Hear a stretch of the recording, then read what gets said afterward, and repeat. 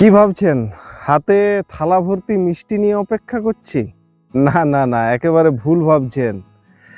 এই যে আমার হাতে আপনারা মিষ্টিগুলো দেখছেন, সরি মিষ্টি কুমড়োগুলো দেখছেন, এই রোগগুলোকে যদি আপনারা না ধরতে পারেন তাহলে আপনার মিষ্টি কুমড়ো চাষটা পুরোপুরি তেতো হয়ে যাবে। আপনি লসের মুখে পড়বেন, মাঠে মারা যাবেন এবং কুমড়ো চাষ আপনারা ছেড়ে দেবেন। তো আপনারা যারা মিষ্টি কুমড়োর চাষ করেন এই প্রবলেমটা প্রত্যেকেই ফেস করেন, যে ছোট ছোট কুমড়োর ফলগুলো একাধিক কারণে নষ্ট হয়ে যায়।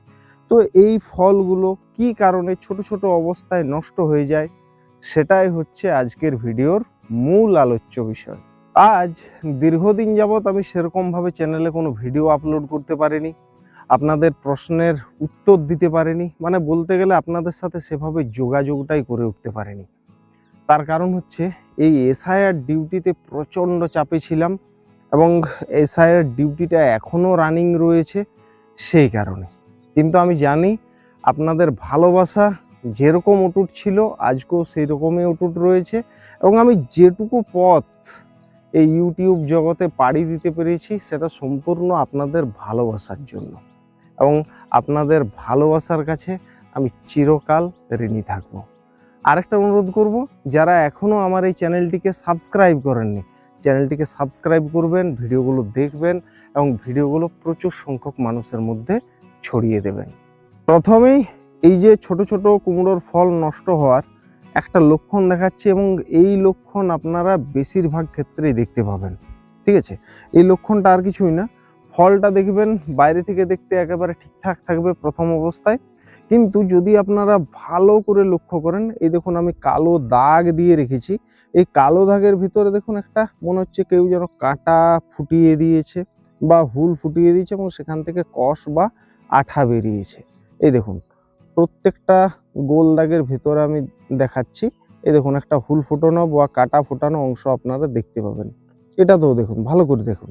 ঠিক আছে, এই রকম ফুল ফোটানো যখনই আপনারা দেখতে পাবেন ছোট ছোট কুমড়ো ফলে, তখনই বুঝে যাবেন যে এখানে ফল মাছির আক্রমণ হচ্ছে এবং এই ফল মাছির আক্রমণকে যদি আপনারা ঠেকাতে না পারেন তাহলে আপনার বেশিরভাগ ফলেই কিন্তু নষ্ট হয়ে যাবে।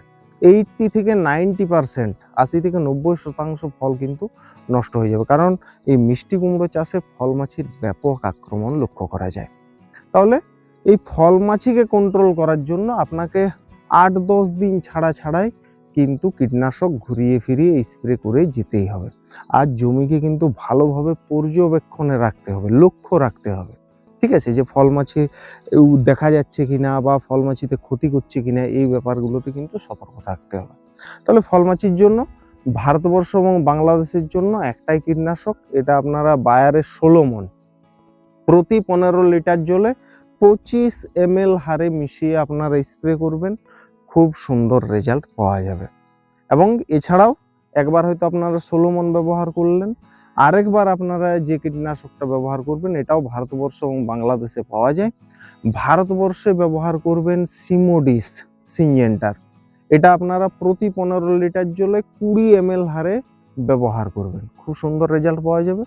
আর বাংলাদেশ থেকে যে সমস্ত দর্শক বন্ধুরা দেখছেন, আপনারা ইনসিপিও কীটনাশকটা ব্যবহার করবেন। ইনসিপিও আপনারা প্রতি 15 লিটার জলে 8 ml ব্যবহার করবেন।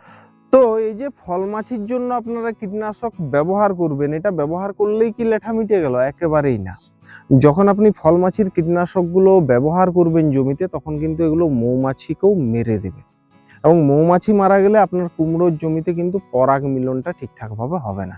সেই জন্য আপনারা কি করবেন, যখনই ফল মাছির কীটনাশক স্প্রে করলেন তারপরে একটানা 3 থেকে 4 দিন ভোরবেলায় একটা 15 লিটারের পাম্পে 15 থেকে 20 খানা কুমড়োর পুরুষ ফুল ভালোভাবে চটকে থেতো করে ওই পরিষ্কার জলের সাথে মিশিয়ে দেবেন এবং ভোরবেলায় স্প্রে করবেন, যেরকমভাবে আপনারা পটলের জমিতে স্প্রে করেন। তাহলে কিন্তু এই দুটো সমস্যাই ভালোভাবে আপনারা কাটিয়ে উঠতে পারবেন। দ্বিতীয় নাম্বার কেস হচ্ছে এই ধরনের অসংখ্য কিন্তু আপনারা লক্ষণ দেখতে পাবেন। এই দেখুন কুমড়োর জালি বা ফলগুলো রয়েছে এবং একেবারে পিছন দিক থেকে যেখানে ওর ফুলটা লেগে থাকে সেই জায়গা থেকে দেখুন তলার দিক থেকে কালো হয়ে ফলগুলো নষ্ট হচ্ছে। এই যে দেখুন তলার দিক থেকে কালো হয়ে নষ্ট হচ্ছে। এবং এই রকম আপনার জমিতে একাধিক লক্ষণ আপনারা দেখতে পাবেন যে কুমড়োর যে ছোট ফল তার তলার দিক থেকে কালো হয়ে এভাবে ফলগুলো নষ্ট হবে। যখনই এই রকম ধরনের লক্ষণ আপনারা দেখতে পাবেন বা যদি নাও পান, আগাম আপনারা চিলেটেড ক্যালসিয়াম এবং বোরনের স্প্রে করে করে যাবেন। ঠিক যখনই ফুল ফল আসবে সেই সময় থেকেই কিন্তু মোটামুটি 10 দিন ছাড়া ছাড়া এই ক্যালসিয়াম এবং বোরনের 3টে থেকে 4টে স্প্রে আপনারা দেবেন। তাহলে এই ধরনের সমস্যাগুলো কিন্তু আপনারা এড়াতে পারবেন। এই যে তলার দিক থেকেই যখন পৌঁছবে ফল, তখন এটা কিন্তু ফাঙ্গাসের জন্য নয়, এটা হচ্ছে ক্যালসিয়াম ডেফিসিয়েন্সির জন্য। এবং কুমড়োর জমিতে এই ক্যালসিয়াম ডেফিসিয়েন্সি কিন্তু প্রচুরভাবে লক্ষ্য করা যায়। তাহলে আপনারা চিলেটেড ক্যালসিয়াম যেটা 12%, এটা আপনারা প্রতি লিটার জলে 1 গ্রাম, এবং তার সাথে বোরন 20%, এটা আপনারা প্রতি লিটার জলে 1.5 থেকে 2 গ্রাম হারে দুটোকে একসাথে মিশিয়ে যদি আপনারা স্প্রে করেন, তাহলে কিন্তু এই সমস্যাটাকে আপনারা খুব সুন্দরভাবে কন্ট্রোল করতে পারবেন। পরবর্তী কেস, এই কেসটা আপনারা কিন্তু অসংখ্য দেখতে পাবেন। এই দেখুন, গায়ে পচন। এই রকম গায়ে যখন আপনারা পচন দেখতে পাবেন, তখন আপনারা বুঝে যাবেন যে এখানে ছত্রাকের আক্রমণ লক্ষ্য করা যাচ্ছে। ঠিক আছে, এটা কিন্তু তলার দিক থেকে পচন নয়, গায়ে পচন। তো যখন এই ধরনের লক্ষণ আপনারা দেখতে পাবেন, তখন কিন্তু সাথে সাথে আপনাকে ছত্রাকনাশকের স্প্রে করতে হবে। তো ছত্রাকনাশকের জন্য বলবো আপনারা ভারতবর্ষ এবং বাংলাদেশ থেকে এমিস্টার টপ, এটা আপনারা প্রতি 15 লিটার জলে 20 ml ব্যবহার করবেন, এবং তার সাথে 20 গ্রাম বোরন, এই দুটোকে একসাথে মিশিয়ে আপনারা ওই 7 দিন ছাড়া ছাড়া দুটো স্প্রে করবেন। দেখবেন এই ধরনের সমস্যাটা কেটে যাচ্ছে। এবং যখন এই ধরনের সমস্যা আপনার জমিতে দেখা দেবে, সেই সময় অতিরিক্ত সেচ দেবেন না, এবং নাইট্রোজেনযুক্ত সার এবং পিজিআর এই সময়টাতে কিন্তু ব্যবহার করা থেকে বিরত থাকবেন। কিছুদিন একটু অপেক্ষা করুন, দেখবেন এই সমস্যাগুলো তারপরে কেটে যাবে। পরবর্তী যে কেসটা দেখাবো, সেটা আপনাদের জমিতে কিন্তু হামেশা এই লক্ষণ দেখা যাবে। সেটা হচ্ছে, এই দেখুন, ফলগুলোর রং হালকা হলুদাভ এবং গাঢ় সবুজ বা কালচে সবুজ, এই ব্যাপারগুলো কিন্তু এই ফলের মধ্যে নেই। আস্তে আস্তে কি হবে, এই ফলগুলো কিন্তু ঝরে পড়ে যাবে। এবং এর যেটা সবচেয়ে বেশি সমস্যা লক্ষ্য করা যায়, এর যে বোঁটাটা, এই ধরনের ফলের বোঁটাটা যখনই আপনি টাচ করবেন বা ছুতে যাবেন, খস করে দেখবেন এই ফলটা আপনার হাতে চলে আসবে। খস করে আপনার হাতে চলে আসবে, গায়ের রং হলুদাভ থাকবে। এই ধরনের সমস্যা যখন আপনার জমিতে দেখা দিবে, তখনই সাথে সাথে আপনারা কি করবেন, মাল্টি মাইক্রো নিউট্রিয়েন্টের স্প্রে করতে হবে। ঠিক আছে, যেমন আমাদের ভারতবর্ষের জন্য মোবোমিন প্রতি 15 লিটার জলে 25 গ্রাম হারে মিশিয়ে আপনারা কিন্তু মাঝে মধ্যে মোটামুটি 15 দিন ছাড়া ছাড়া স্প্রে করবেন, এবং তার সাথে কিন্তু পটাশেরও স্প্রে করতে হবে। তো পটাশের স্প্রের জন্য বলবো আপনারা এনপিকে 0050, এটা প্রতি লিটার জলে 3 গ্রাম হারে মিশিয়ে স্প্রে করবেন। পটাশ এবং মাল্টি মাইক্রো নিউট্রিয়েন্ট, বাংলাদেশেও কুইক পটাশ পাওয়া যায়, এটাও আপনারা সেম ডোজে প্রতি লিটার জলে 3 গ্রাম হারে মিশিয়ে স্প্রে করবেন। এবং আপনাদের ওখানেও কিন্তু মাল্টি মাইক্রো নিউট্রিয়েন্ট পাওয়া যায়, সেগুলোও কিন্তু আপনারা যদি ডোজ মতো ব্যবহার করেন, তাহলে এই সমস্যাটা খুব সুন্দরভাবে কাটিয়ে উঠতে পারবেন। 15 দিন ছাড়া ছাড়া 2 থেকে 3টে স্প্রে করবেন মাল্টি মাইক্রো নিউট্রিয়েন্ট এবং পটাশের, দেখবেন এই ধরনের সমস্যাগুলো কেটে গেছে। পরবর্তী যে কেসটা দেখাবো, এই কেসটা অত্যন্ত কমন একটা কেস।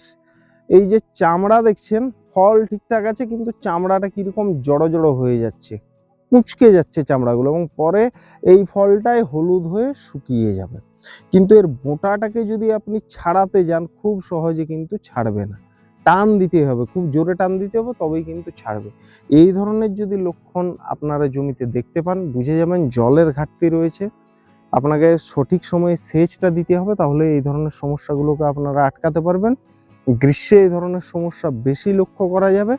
আর আরেকটা কারণে হবে, গাছ যখন আপনার দুর্বল হয়ে যাবে, খাবারের ঘাটতি থাকবে, সেই সময় দুর্বল গাছে যে ফলগুলো আসবে, সেইগুলোও কিন্তু এই খাবারের অভাবেও এই ধরনের লক্ষণ প্রকাশ পাবে। তো আপনারা যখনই সেচটা দেবেন, এই সেচটা দেওয়ার পরে আপনারা কি করবেন, যেগুলো জলেগুলো এনপিকে পাওয়া যায় স্প্রে করার জন্য, যেমন 20-20-20 বা 0-52-34, এই ধরনের এনপিকের সাথে আপনারা কি করবেন, অ্যামাইনো অ্যাসিড যুক্ত পিজিআরকে আপনারা মিশিয়ে দেবেন। দুটো একসাথে মিশিয়ে হয়তো আজ সেচটা দিলেন, কালকে এই স্প্রেটা করে দেবেন, দেখবেন এই ধরনের সমস্যাগুলো আর দেখা যাবে না। তো আমাদের এখানে জলেগুলো যে এনপিকে গুলো রয়েছে, বাংলাদেশে আপনারা পেয়ে যাবেন ওটা আমেরিকান এনপিকেএস নামে। ঠিক আছে, এটার সাথে আপনারা অ্যামাইনো অ্যাসিড যুক্ত পিজিআর দুটোকে একসাথে মিশিয়ে আপনারা স্প্রে করে দেবেন, দেখবেন এই ধরনের সমস্যাগুলো কেটে যাবে। এবং এই ধরনের সমস্যাগুলোর জন্যই আপনাদেরকে ঝামেলায় পড়তে হয়। আমি মোটামুটি যে কারণগুলো বেশি পরিমাণে ফেস করতে হয় সেগুলো নিয়ে আলোচনা করলাম, এবং এগুলো আপনারা এই সমস্যাগুলোর কিভাবে সহজে সমাধান করতে পারবেন সেই উপায়গুলো বললাম। আজকের ভিডিওটা এই পর্যন্তই। যদি আজকের এই ভিডিওটা আপনাদের ভালো লেগে থাকে তাহলে অবশ্যই একটা লাইক করবেন, কোনো প্রশ্ন থাকলে অবশ্যই কমেন্টে জানাবেন।